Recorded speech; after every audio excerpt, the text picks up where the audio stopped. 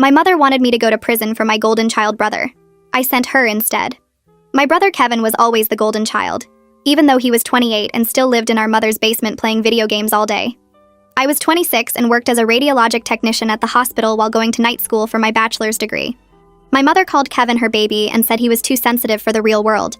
She paid all his bills and cooked his meals and did his laundry while he sat around getting high with his loser friends. I'd moved out at 18 because my mother said I was tough enough to take care of myself.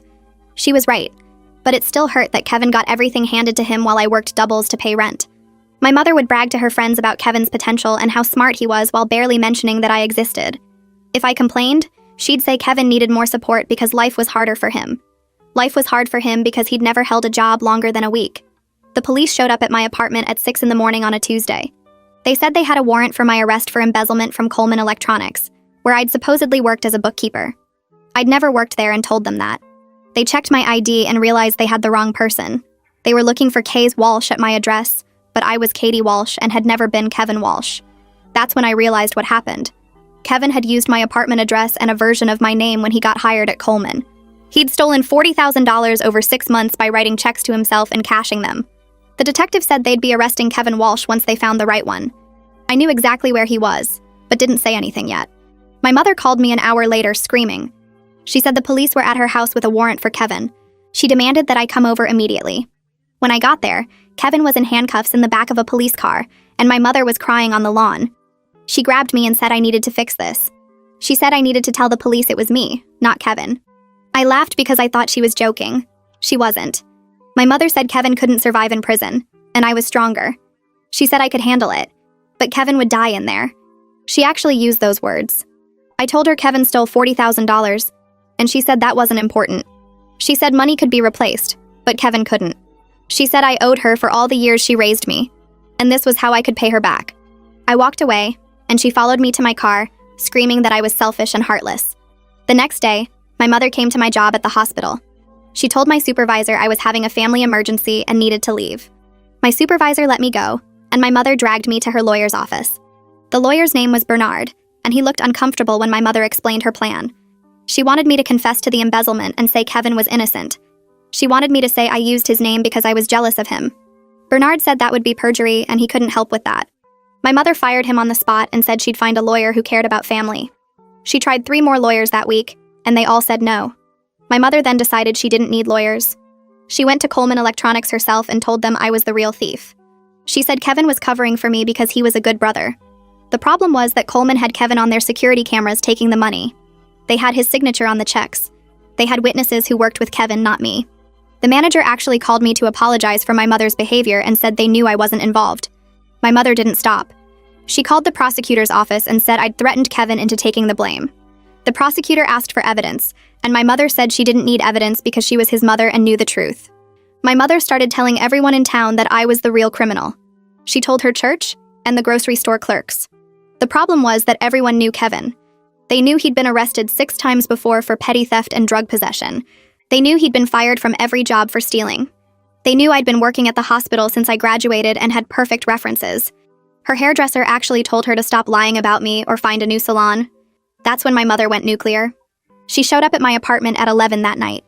I heard the pounding first, then the screaming. My mother's voice carried through the door and probably down the entire hallway.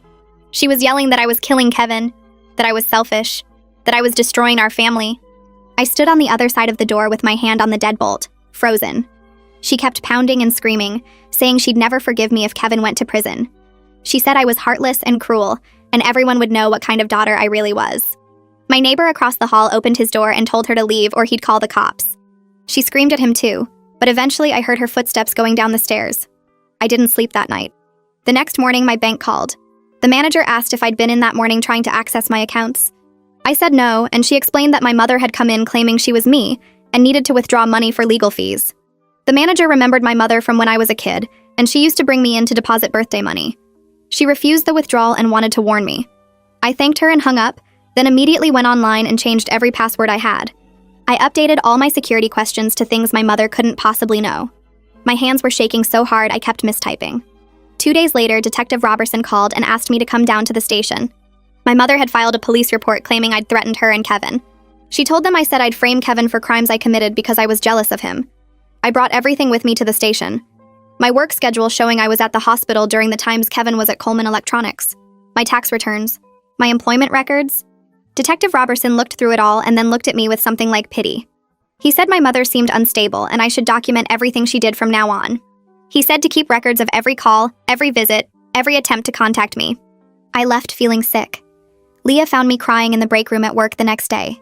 She sat down and didn't say anything for a while, just handed me tissues. When I finally told her everything, she said her cousin was a lawyer and I should talk to him. She made the call right there and set up an appointment for me that afternoon. Brandon Starr's office was small but clean, and he listened to everything without interrupting. When I finished, he said my mother's behavior could get worse. He said desperate people do desperate things, and I should freeze my credit immediately. He told me to prepare for the possibility of needing a restraining order. He said it like it was inevitable, not just a maybe. I was at work 3 days later when Whitney called me into her office. She looked uncomfortable, kept straightening papers on her desk that didn't need straightening. She said my mother had called claiming I was stealing medications. She said my mother told her I was having mental health problems and someone needed to check on me. Whitney made it clear she didn't believe any of it, but she had to document the complaint. That's when I started crying. Not quiet tears, but the kind of sobbing where you can't breathe right. Whitney came around her desk and put her hand on my shoulder. She said she knew my mother was lying, that everyone who worked with me knew I was solid. But I realized right then that my mother would actually try to destroy my career to save Kevin. She would take everything from me if it meant he stayed out of prison. Anita from HR called me 2 days later. My mother had phoned the hospital 3 more times with increasingly wild stories. She claimed I was selling drugs. She said I was falsifying patient records. She said I was having an affair with a married doctor. None of it was true and none of it even made sense. But Anita said the hospital was considering a formal trespass warning. She asked if I was safe at home. I said yes because I lived alone, but I admitted I was scared of what my mother might do next. Anita connected me with the hospital's employee assistance program and gave me a number to call. I checked my email that night and found messages from 2 of my night school professors. Both said my mother had contacted them claiming I was having a breakdown and needed medical leave. Both sounded concerned and wanted to know if I was okay. I had to write back and explain that my mother was harassing me, that none of it was true, that I was sorry they got dragged into my family problems. It was humiliating. I called Brandon and told him about the professors. He said the pattern of interference was building a strong case for harassment charges if we needed to go that route. The next week, Detective Robertson called again. Kevin's public defender had reached out through him because my mother kept showing up at the defender's office. She was demanding he blame me instead of Kevin, insisting I was the real criminal. The defender told Detective Robertson that my mother was actually hurting Kevin's case because she wouldn't let him take a reasonable plea deal. He said Kevin had admitted everything privately, but my mother kept interfering. Detective Robertson said the defender seemed genuinely sorry about my situation. I thanked him and hung up, wondering if Kevin even knew what our mother was doing. My landlord called me at work. He sounded apologetic but said he needed to tell me that my mother had been calling him. She claimed I was subletting illegally and dealing drugs from my apartment. He said he knew it wasn't true, that I'd been a model tenant for 3 years. But he was documenting her calls in case things got worse. He called her clearly unwell, which was kind. I was just exhausted. Every day brought a new false accusation, a new person I had to explain things to, a new way my mother tried to destroy my life. Brandon helped me file for a restraining order the following Monday. My mother had shown up at the hospital again, waiting by my car in the parking lot. She followed me screaming about how I was killing Kevin, how I was a terrible daughter, how she wished I'd never been born. Security had to escort her off the property. I had documentation of everything now. The bank attempt, the false police report, the harassment at my job, witness statements from Whitney, Anita, my landlord, and the security guards. The judge granted a temporary restraining order and scheduled a hearing for 2 weeks out. I felt guilty, but I also felt relief for the first time in weeks. I woke up at 6 in the morning to someone pounding on my building's main door. I looked out my window and saw my mother standing on the sidewalk staring up at my apartment. She'd violated the restraining order 2 days after it was granted. I called the police and stayed inside while she screamed about how I was killing Kevin and destroying our family. The cops arrived within 15 minutes and served her with a violation notice right there on the street. She cried and told them I was lying about everything, that she was just a mother trying to protect her son. One of the officers looked uncomfortable, but they still gave her the paperwork and told her she'd face charges if she came back. After they left, I sat on my couch shaking because I realized my mother was so focused on saving Kevin that she couldn't see she was destroying herself. Detective Robertson called me that afternoon to check in, and I told him what happened. He was quiet for a minute before he said my mother's behavior reminded him of cases where parents enable their children so much they end up committing crimes to protect them. I laughed because that seemed extreme, but he didn't laugh back.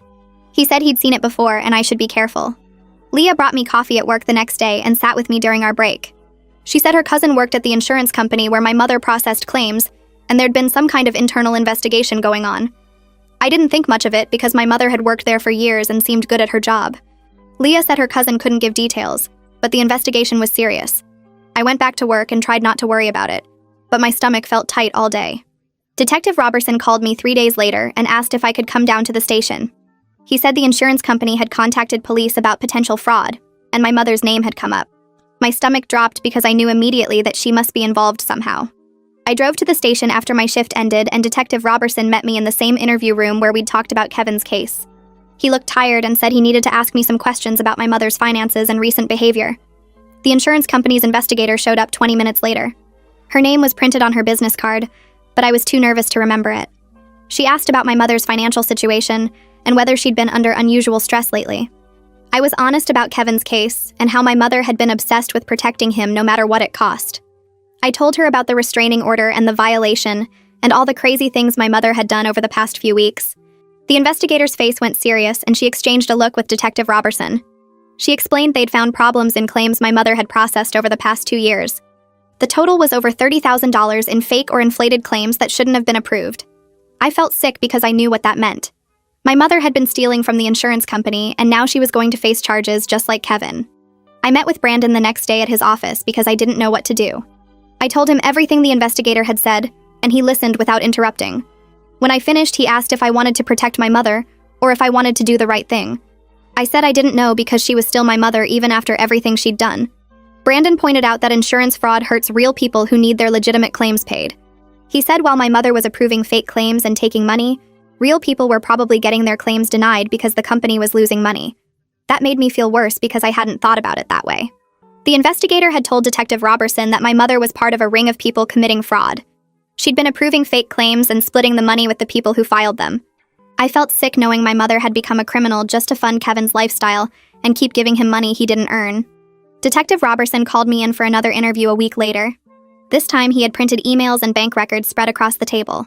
He said my mother had been committing insurance fraud for almost 2 years, which meant it started long before Kevin got arrested for embezzlement. She'd been stealing money and giving it to Kevin to pay his debts and fund his drug habits. The investigation had found emails where my mother discussed doing whatever it takes to support Kevin and help him through his problems. I read some of the emails and they made me want to cry. My mother had written about how Kevin needed her and she'd do anything to protect him. She'd written about how I was strong enough to take care of myself, but Kevin wasn't. Detective Robertson said my mother's recent desperation to blame me for Kevin's crime wasn't just about that case. She'd been trying to hide her own crimes and probably panicked when Kevin got arrested because she knew investigators might start looking into her finances too. I had to make the hardest decision of my life over the next few days. Brandon explained that my testimony about my mother's recent behavior could help establish a pattern that would strengthen the case against her. But he said I didn't have to participate if I didn't want to. I could refuse to cooperate and let the investigators build their case without me. I thought about all the people whose legitimate insurance claims got denied while my mother funneled money to Kevin and his deadbeat friends. I thought about families who couldn't get their medical bills covered or their car accidents paid for because the insurance company was losing money to fraud. Brandon said the company had raised premiums for everyone to cover their losses, which meant regular people were paying more because of what my mother did. That's what made up my mind. I couldn't protect my mother when she'd hurt so many other people just to enable Kevin. I agreed to provide a statement about my mother's recent actions and her obsession with protecting Kevin no matter what it cost. The investigator came to Brandon's office so I'd feel more comfortable, and we spent 3 hours going through everything. I described how my mother had tried to get me to confess to Kevin's crime. I explained how she'd harassed me at work and called my professors and tried to destroy my reputation. And I talked about the restraining order and how she'd violated it 2 days later because she couldn't stop herself. During the interview, I broke down crying when I described how my mother had always chosen Kevin over me my entire life. I said she'd given him everything while making me work for scraps of her attention. Now she was going to prison because she couldn't stop enabling him even when it meant committing crimes herself. The investigator was kind, but she kept asking questions and taking notes. When we finished, I felt like I'd just betrayed my own mother, and I couldn't stop crying in Brandon's office for 20 minutes after the investigator left. My mother was arrested 2 weeks later for insurance fraud, embezzlement, and multiple restraining order violations. The news spread through our small town within hours because someone at the police station told someone at the grocery store, and it went from there. I got sympathetic looks when I went shopping that weekend, and people I barely knew came up to tell me they were sorry about my family situation. Kevin's public defender called me the day after my mother's arrest. He said Kevin was finally willing to take the plea deal the prosecutor had offered months ago. He sounded genuinely shaken when he told me Kevin hadn't realized our mother was committing crimes to support him. The defender said Kevin thought the money came from her salary and savings. Now Kevin understood the full scope of what had happened, and he wanted to take responsibility for his own actions instead of letting our mother sacrifice herself anymore. Kevin pleaded guilty to embezzlement at his hearing 2 weeks later. The judge sentenced him to 3 years probation with mandatory restitution payments to Coleman Electronics and required counseling for substance abuse. At the sentencing, Kevin actually turned to me in the courtroom and apologized in front of the judge and everyone else there. He said he'd let our mother enable him for too long and he was sorry for the role he played in destroying our family. He admitted he'd been a terrible brother and he understood why I couldn't protect him anymore. I didn't forgive him right then because I was still too angry and hurt, but I appreciated that he was finally taking responsibility instead of hiding behind our mother and letting her fight his battles. The judge seemed surprised by Kevin's apology and said it showed genuine remorse. He told Kevin that accepting responsibility was the first step toward actually changing his life. My mother's trial happened 2 months later, and I sat in the back of the courtroom for the whole thing. The evidence against her was overwhelming because the insurance company had everything documented. They had the fake claims she'd approved with her supervisor code. They had bank records showing deposits that matched the amounts of fraudulent claims. They had emails between my mother and the people running the fraud ring where they discussed splitting money and covering their tracks. Her defense attorney argued she was driven by maternal instinct and made poor choices because she loved her son too much. But the prosecutor showed that the fraud started years ago and funded not just Kevin's basic needs but his drug habits and gambling debts.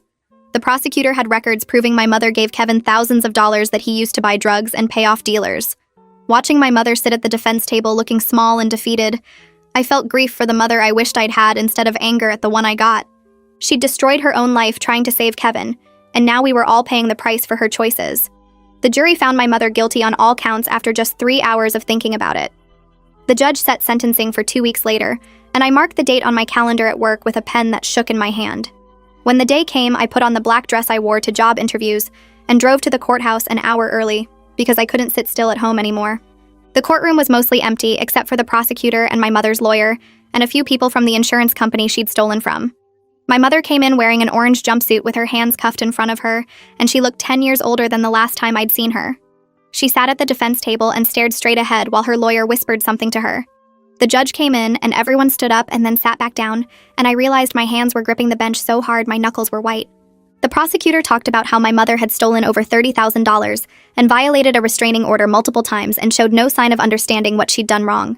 My mother's lawyer said she was a woman who loved her son too much and made terrible choices because of that love. The judge looked at my mother and asked if she had anything to say.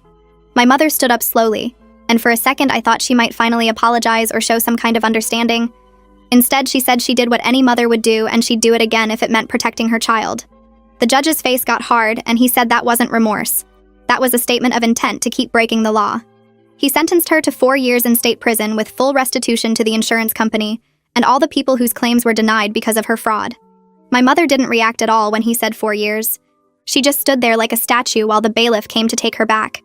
As they led her past my row, she finally looked at me, and her eyes were completely empty, like she didn't even recognize me as her daughter anymore. I sat there after everyone left, and then I went to the bathroom and locked myself in a stall and cried until my throat hurt, because my family was completely broken now, and there was no fixing it. I called a therapist the next week because I couldn't sleep, and when I did sleep, I had dreams about my mother screaming at me. The therapist's office was in a small building near the hospital, and the waiting room had magazines about gardening and soft music playing. The therapist asked me to tell her what brought me in, and I started talking and couldn't stop for almost the whole hour. She listened and took notes, and when I finished, she said the most important thing I needed to understand was that I didn't cause any of this. She said my mother's choices were her own, and the problems in our family went back years before Kevin's arrest.